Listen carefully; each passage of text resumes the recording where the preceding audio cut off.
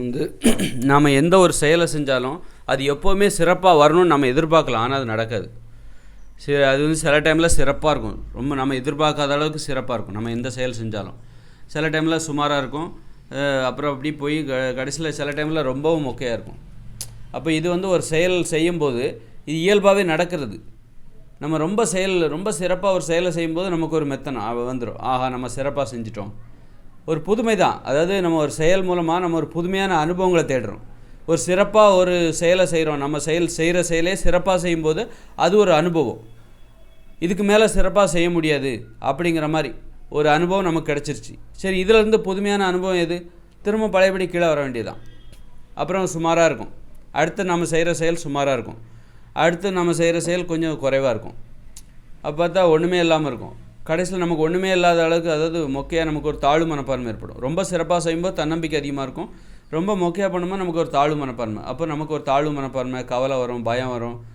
அப்புறம் நம்ம இதை திரும்பவும் நல்லா சிறப்பாக செய்யணுங்கிற எண்ணம் வரும். அப்போ படிப்படியாக திரும்பவும் கொஞ்சம் சுமாராக வரும், அப்புறம் நல்லா சிறப்பாக வரும். இது வந்து திரும்ப நடந்துக்கிட்டே இருக்கும், ஒரு இயல்பான நிகழ்வு தான். அதனால் வந்து இது வந்து நிறைய வகையில், இப்போ ஒரு சினிமா படம் எடுக்கிறாரு, அவர் எல்லா படமும் ஹிட்டு கொடுத்துக்கிட்டே இருப்பாரா? சில படம் நல்லாயிருக்கும், இந்த படத்தை விட இந்த படம் நல்லா இருக்குது அப்படின்னு சொல்லுவாங்கள்ல. எல்லா படமும் எதுக்கும் குறைவில்லாதது அப்படின்னு சொல்ல முடியுமா?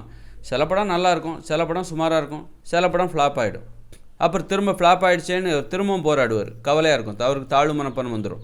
ஒரு படம் ஹிட்டு கொடுத்தோன்னா அவருக்கு தன்னம்பிக்கை அதிகமாகிடும். அதுவே இப்போ கடைசியில் பார்த்தா அவர் தன் மீது அந்த நம்பிக்கையில் மெத்தனத்தில் என்ன பண்ணுவார், இனிமேல் நம்ம பண்ணுறது எல்லாமே ஹிட்டாக தான் இருக்கும் அப்படின்னு நினச்சிட்டு பண்ணுவாரா? கடைசியில் பார்த்தா அது வந்து அவர் எதிர்பாராததில் ஃப்ளாப் ஆகிடும். அப்போது திரும்ப ஃப்ளாப் ஆகும்போது அவருக்கு தாழ்வு மனப்பான்மை வரும்.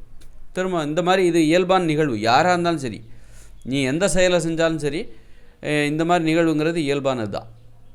அதனால் வந்து இப்போ உடலுறவே வச்சுக்கோங்க, ஆண் பெண் தாம்பத்திய உறவுலேயே பார்த்தீங்கன்னா, ஒரு கணவன் மனைவி உடலுறவு வச்சுக்கிறாங்க. ஒரு ஆணும் பெண்ணும் சில டைமில் சிறப்பாக இருக்கும், சிறப்பாக உடலுறவு, திருப்தியான ஒரு உடலுறவுங்கிறது சில டைமில் இருக்கும். சில டைமில் வந்து நம்ம அதே எப்போ பார்த்தாலும் நம்ம இது மாதிரி நடந்துக்குவோம் அப்படின்னு பார்த்தா ஒரு பார்த்தா சுமாரான ஒரு அனுபவம்.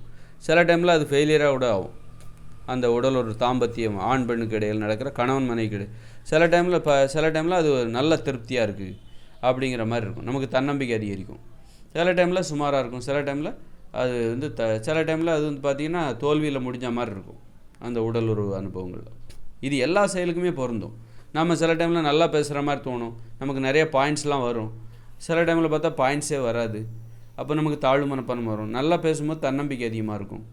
ஆக இது வந்து மகிழ்ச்சியாக வாழ்கிறது அப்படி தான். நம்ம மகிழ்ச்சியாக வாழும்போது நமக்கு தன்னம்பிக்கை, சில டைமில் மகிழ்ச்சியாக இருக்காது. எப்போவும் நம்ம மகிழ்ச்சியாக இருப்போம் அப்படின்னு நம்ம சொல்ல முடியாது. நாளைக்கு இதே மகிழ்ச்சி கிடைக்குமானா நாளைக்கு போய் தான் பார்க்கணும். நம்மளே வந்து என்ன பண்ணுறோம், புதுமையை தான் தேடுறோம், ஒன்றிலிருந்து இன்னொரு புதுமை. ரொம்ப சிறப்பாக ஒரு செயலை செய்யும்போது நமக்கு தன்னம்பிக்கை அதிகரிக்குதா, இதுக்கு மேலே சிறப்பாக எதுவும் பண்ண முடியாது அப்படிங்கும்போது திரும்ப புதுமையை நோக்கி திரும்ப கீழே தான் இறங்கி வரும்.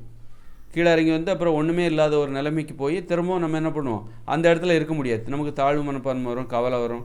அப்போ திரும்ப மேலே ஏறி வரும் புதுமை. இந்த புதுமையை தேடுவது தான் மனித இயல்பு. அப்படிங்கும்போது அது மாதிரி சிறப்பான செயல்னால் இது மட்டும்தான் சிறப்பாக, பல்வேறு கோணங்களில் இது சிறப்பான விஷயங்கள்லாம் இருக்கும். எப்போது அந்த ஒரே விஷயத்தை தேடுது, ஒரே விஷயத்தில் அந்த சிறப்பை அடையாமல் சிறப்பிலே பல்வேறு நிலைகள் இருக்குது.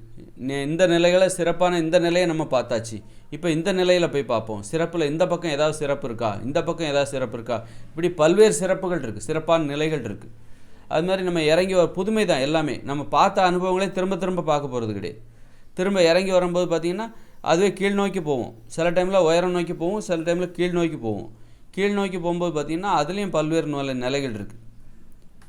சிறப்பில்லாத கீழ் நோக்கி போகிற பல்வேறு நிலைகள் நமக்கு தாழ்வு மனப்பான்மை கூட பல்வேறு கோணங்களில் ஏற்படும். அதனால் எப்போவுமே ஒருத்தர் உயர்வு மனப்பான்மையில் இருக்க முடியாது, எப்போவுமே ஒருத்தர் தன்னம்பிக்கையில் இருக்க முடியாது. தாழ்வு மனப்பான்மை நமக்கு வரதான் செய்யும். ஆனால் எப்போவுமே அதுக்காக எப்போவும் நம்ம தாழ்வு மனப்பான்மையிலையும் இருக்க போகிறது. எப்போவும் நமக்கு உயர்வு மனப்பான்மையும் வரும், தாழ்வு மனப்பான்மையும் வரும், ஒரு எந்தவித மனப்பான்மையும் இல்லாமல் இயல்பாகவும் இருக்கும். இதெல்லாம் வந்து மனிதரோட ஒரு இயல்பான ஒரு இது. அதே நேரத்தில் ஏதோ இழிவான மனப்பான்மையில் போய் மாட்டிக்கக்கூடாது.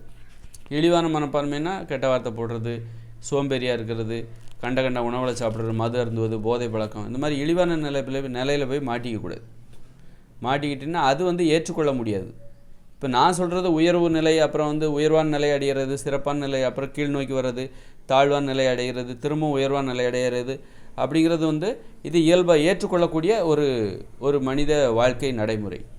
இழிவான நிலையில் இருக்காங்க பாருங்கள், போதைப்பொருள், சோம்பேறித்தனம், மற்றவங்களை டிஸ்டர்ப் பண்ணுறது, குற்றங்களை செய்வது, இது ஏற்றுக்க முடியாது.